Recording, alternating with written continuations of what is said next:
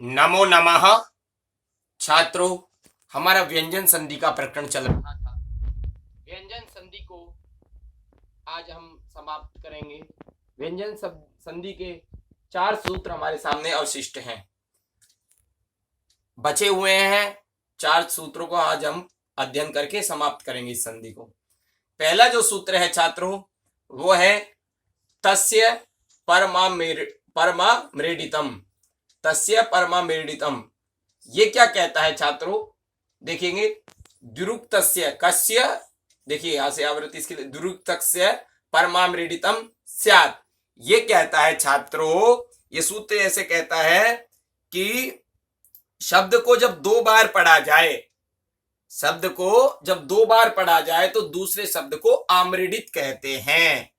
आम्रेडित उसकी संज्ञा होती है। जैसे कोई शब्द को 2 बार पढ़ा गया, उदाहरण के लिए राम और राम, दोनों शब्द एक साथ आते हैं, तो जो दूसरा वाला राम है उसकी आम्रेडित कहते हैं, अर्थात उसकी आम्रेडित संज्ञा होती है। अब आम्रेडित संज्ञा क्या क्या फल है, ये हम आगे के प्रकरण में देखेंगे। अगला जो सूत्र आता है छात्रों, वो आता है कानाम्रेडिते। सूत्र का नाम है कानाम्रेडिते। ये कहता है कान नकारस्य रु स्यादाम्रेडिते। उदाहरण इन्होंने दिया कांसकान और कांसकान। ये अनुनासिक वाला है या अनुस्वार वाला है। ये देखिए, ये क्या कहता है, ये सूत्र क्या अर्थ है? कानाम्रेडिते क्या कहता है? कान के न को, कान के जो नकार है उसको रू हो जाता है, बाद में कान हो तो, और अभिप्राय आम्रेडित हो तो। कान के जो नकार, कान नकार या लंत है, कान नकार से रू, कान के नकार को रू हो जाता है, बाद में आम्रेडित कान हो, अर्थात कान शब्द हो तो। उदाहरण इन्होंने दिए कांसकान और कांसकान। हम उदाहरणों के माध्यम से इनको देखेंगे। उदाहरण 2 उदाहरण दिए हमारे सामने।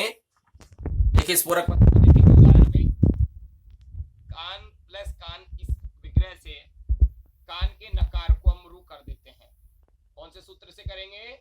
कानाम्रेडिते से। पहले इनकी संज्ञा भी हो जाएगी, तस्य परमाम्रेडितम से आम्रेडित संज्ञा करने पर रू का उपदेश या जिन्नासिक से उकार का लोप करने के बाद रे हमारे सामने शेष रहता है। रे का खरवसानी और विसर्जनी से विसर्ग कर देंगे। विसर्ग के स्थान पर एक वार्तिक आता था, संपुका नाम सुवक्तव्य के द्वारा विसर्ग के स्थान पर हम सकार कर देंगे।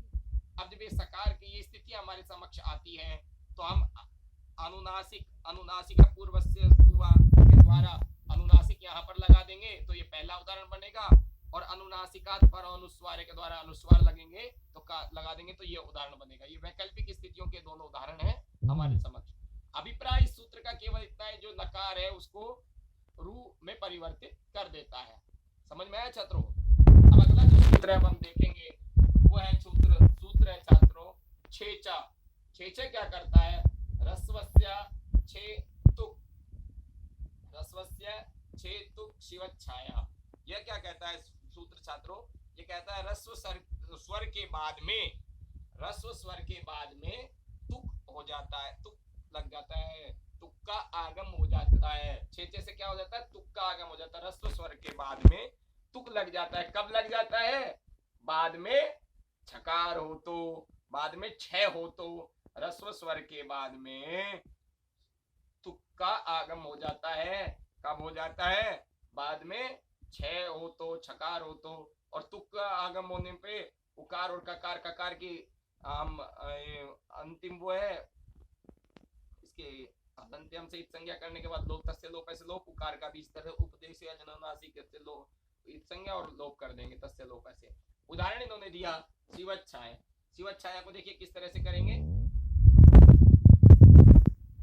शिव प्लस छाया, इस स्थिति में तुक का आगम हमने किया, तुक का हमारे पास तकार शेष बचता है, उकार और ककार की संज्ञा लोप करने के पश्चात अब इस तकार का स्तोष्टुनाष्टु सूत्र के द्वारा चकार कर देंगे। इस तकार के स्थान पर स्तोष्टुनाष्टु की स्थिति यहाँ पर बन रही है, चकार कर देंगे तो शिवच्छाया हमारे सामने बनता है। इस छेचे के द्वारा छात्रों, छेचे के द्वारा केवल तुक का आगम होता है। रस्व स्वर के बाद में तुक का आगम हो जाता है, बाद में छकार हो तो। अब अगला जो सूत्र हम देखेंगे वो है पदांताद्वा। यह यह सूत्र व्यंजन संधि का भी अंतिम सूत्र है। यहाँ पर व्यंजन संधि समाप्त होने को जा रही है। पदांतात वा, देखो वा कहा, वा का अभिप्राय यहाँ है, वैकल्पिक स्थिति को बता रहा है। मैंने बताया जब सूत्र की वृत्ति में या सूत्र में वह लगा हुआ हो तो प्राय वहां वैकल्पिक स्थिति होती है, ऐच्छिक स्थिति होती है। यह क्या कहता है, इसकी वृत्ति को देखेंगे। दीर्घात पदांतात छे तुक वा लक्ष्मी छाया। लक्ष्मी छाया दो उदाहरण इन्होंने हमारे समक्ष उपस्थित किए हैं, देखेंगे। पद के अंतिम जो दीर्घ स्वर है, पद के अंतिम जो दीर्घ स्वर के बाद में तुक विकल्प से लगता है, बाद में छह हो तो देखिए यहाँ पे ह्रस्व स्वर की बात थी, ये पद के अंतिम दीर्घ स्वर की बात कह रहा है। इस सूत्र में तो केवल स्वर के बाद में, ह्रस्व स्वर के बाद में तुक आगम हो जाता, बाद में छकार हो। तो यहाँ क्या कह रहा है, पदांत हो। दो बातें इस सूत्र के बाद, पदांताद वा, इन्होंने ये कही कि पद के अंतिम स्थिति की बात कह रहा है। पद के अंतिम की स्थिति हो और दीर्घ स्वर हो तो वहां विकल्प से तुक का आगम हो जाता है, बाद में छकार हो। तो उदाहरण इन्होंने दिए, लक्ष्मी छाया, लक्ष्मी छाया। उदाहरण देख के माध्यम से आप समझेंगे। देखें, देखिए उदाहरण देखेंगे, लक्ष्मी प्लस छाया, यहां पर दीर्घिकारांत है, दीर्घ स्वर है, बाद में छकार है, तो ये सूत्र पदांताद्वा की स्थितियां बन रही हैं। पदांताद्वा के द्वारा तुक का आगम करेंगे, तुक का आगम करने पर उकार और ककार का इत्संज्ञा लोप करने के बाद इस तकार के स्थान पर स्तोश्चुनाष्टु के द्वारा चकार हो जाता है। स्तोश्चुनाष्टु की स्थिति मैं पहले ही बता चुका हूं। लक्ष्मी छाया तो बनेगा इस स्थिति में, जब इस सूत्र को नहीं लगाएंगे, पदांताद्वा को सामान्य स्थिति रहेगी, तो लक्ष्मी छाया हमारे सामने रूप बनेगा। देख लीजिए इसको अच्छे से। तो छात्रों, छे और पदांताद्वा में एक तो ह्रस्व स्वर की बात कर रहा था और एक दीर्घ स्वर की वैकल्पिक स्थिति की बात कर रहा था। तो छात्रों, अब हम व्यंजन संधि को पूर्ण रूप से पढ़ चुके हैं। किसी को भी कोई शंका हो तो मुझे संदेश के माध्यम से प्रेषित करें, और कोई शंका हो, पहली बात तो यह है कि आप इसके जैसे और उदाहरणों को, इस जैसे ये लक्ष्मी छाया, लजिश छाया, ऐसे और उदाहरणों को आप करके देखें और शब्दों में, वाक्यों, बड़े बड़े वाक्यों में संधि युक्त पदों को छाटे, उनका विग्रह करके देखें, और इससे अधिक स्थिति स्पष्टीकरण होती चली जाती है। इसके मूल पाठ को कंठस्थ कर लें। अब जो हमारा कल का अध्ययन का विषय रहेगा छात्रों, वो रहेगा विसर्ग संधि। विसर्ग संधि प्राय ज्यादा बड़ी नहीं है, उसमें कमी सूत्र है, लेकिन 2-3 कक्षाओं में उसको संपूर्ण हम करेंगे। तो छात्रों, आज के लिए इतना ही। नमो नमः।